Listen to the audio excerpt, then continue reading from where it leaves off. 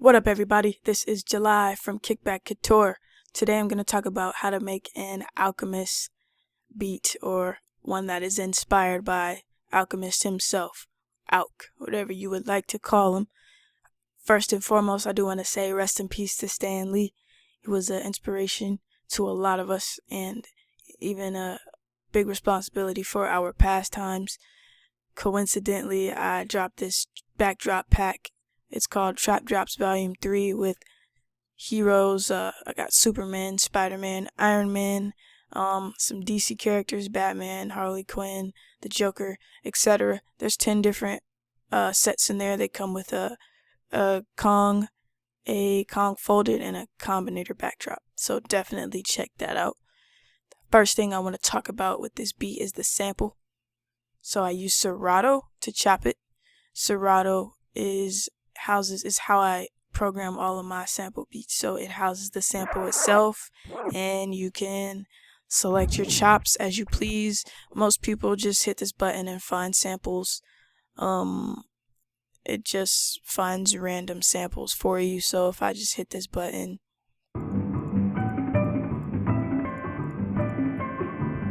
it'll just place random markers for me. However, I do like to chop my samples myself, so this is my weapon of choice when I do it, and I do it manually. So these are my chops, and we see we can also change the key here. We can change the sync, so I could have it sync to the tempo of my beat. In this case, I did not have it synced to the tempo of my beat, and I sped it up. So the tempo of my beat is 130. The tempo of the sample is 140. So first chop, second chop, third chop, fourth, fifth, sixth, seventh, and eighth. And in a lot of cases, I do a silence chop, which means when I hit it, nothing will play.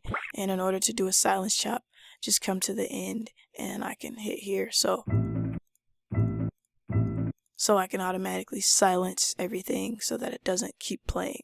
And we have two options here. We can keep the sample going, or we can just have it going for the duration that you hold the note down. So if it was like this, then we just hear a burst of sound from when the note is pressed rather than when it's held. This is like a latch button, and it plays until the next note is triggered. With Serato, you can also change the pitch of a specific sample or a chop. So with this one right here,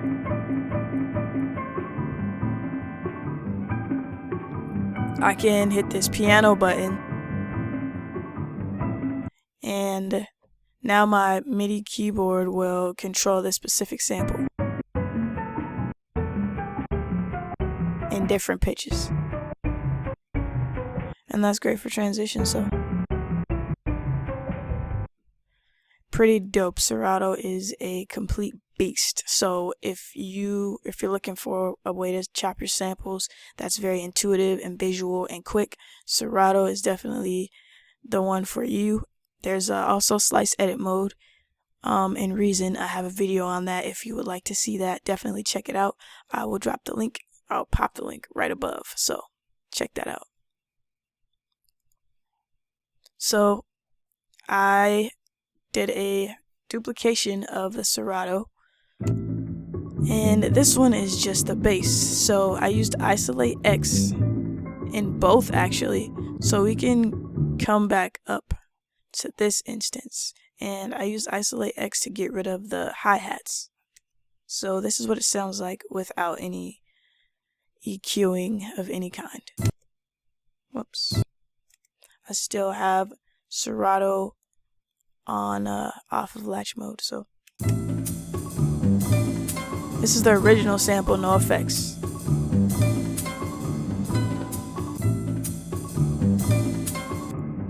So I took all the highs away, most of them. Well, yeah, I took all the highs away. And this is the bass. And here I just isolated the bass specifically. So sounds like that without it, and I did a little EQing here to isolate it and boost some parts. This Serato is exactly the same as the one at the top, aside from the insert effects. The next thing I did was record some vinyl, and I grabbed some vocals off of this particular vinyl. It's a Disney story. Hope you can see that well. So definitely go check out some vinyl. I'll do a video on how to record vinyl into Reason if I get enough requests. So yeah, so this is the vinyl track, and I just chopped a couple specific phrases off of it. So Gunpowder. Chopped gunpowder. And I chopped And you never return. And you never return. So I dropped those into green. Let's go ahead and mute this and collapse it. What I did was I bounced. So I just right click, hit bounce clip to disk, and then it'll show up in the song samples in the browser. Not in a sign, it also contains, so here it is. And you never return. And then I just drop it into grain and process it to my liking. So this is the Gunpowder Vocal. Gunpowder. It's on one shot. It's in tape mode, the algorithm tape, and I can change the speed if I'd like to. Gonna keep that how I had it. I added reverb, I added distortion, and I cut off this part right here. This is where there's a slight vinyl pop. So Gunpowder. I cut that. It also could have been a part of the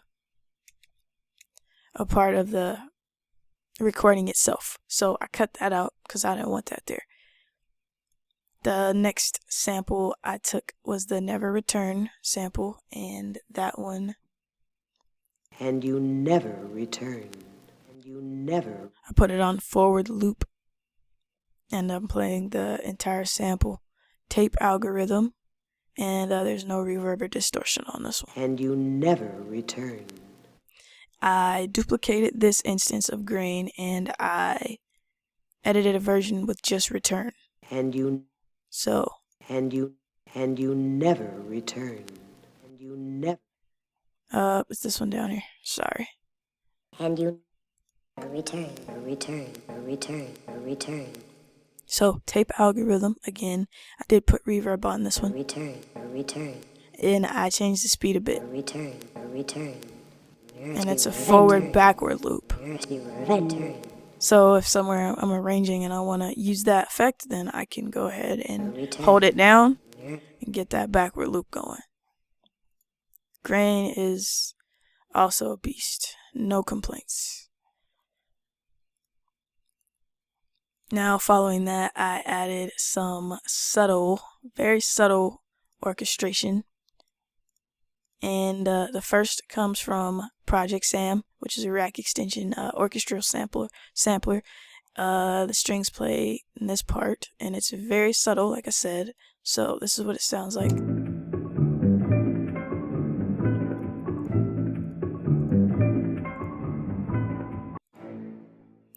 That is what it sounds like, and I'm just gonna mute what we haven't got to.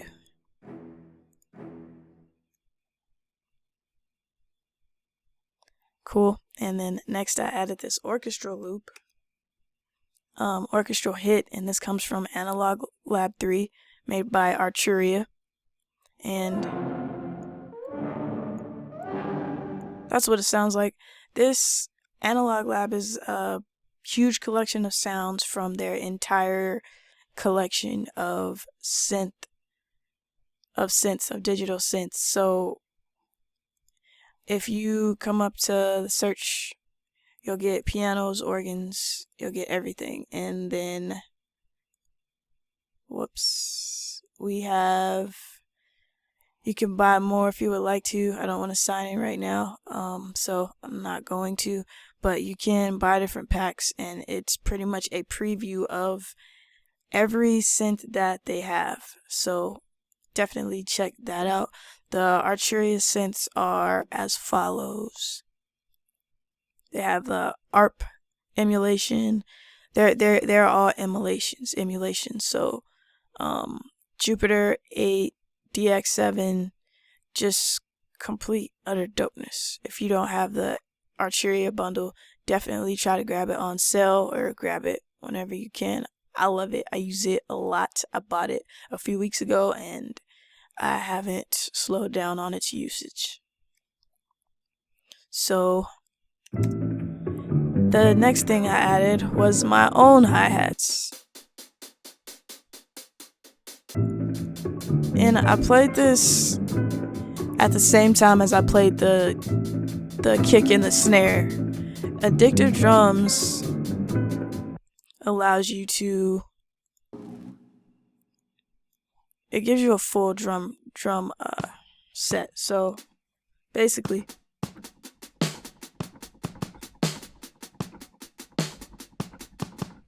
that's pretty much how I played this into Reason and recorded it, and I just moved the MIDI notes from the kick and the snare up into Umpf retro beats, which we will get to in a second. But you have a complete drum set. Everything you possibly need is here, and you have different banks that you can get separately. This is my favorite drum plugin for that live sound. When I use my sample beats, this is my go-to right here. Addictive Drums 2. So as far as my Quantize settings, we can talk about that. I have it set to 50% quantization so that it doesn't put my MIDI notes right on the grid, and it gives it that human swing feel. So I don't want to be completely off because I know that I'm not the best at finger drumming and keeping my time. So I put it on 50% and the value's at an eighth, and it quantizes my notes during recording. And I have this button on here so it does it, and I don't have to hit Command K when I'm done or anything like that. So my kick and snare are samples straight out of Umpf retro beats, and I'm really loving Umpf retro beats. Now I put a Transient Shaper on this drum. This is a preset drum. Sounded like this before. Let's go ahead and bypass my maximizer. Sorry if that hurts your ears. This is the snare without the Transient Shaper. So it allows you to mold your drums however you would like them. Gonna turn that back on. The reason I have the maximizer there is so that I know my kick is hitting at a certain volume, and I can create the rest of my beat in relation to that volume, so that in the end when I'm mixing my beat, everything's not too loud and I have to turn everything down. So I can just start from the position, the volume of my kick.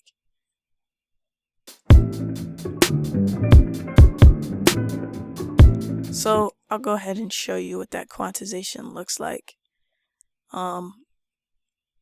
So this is my kick, and we see nothing is right on the grid because I played it myself and because the quantization was only at 50%, and that was what I was going for here.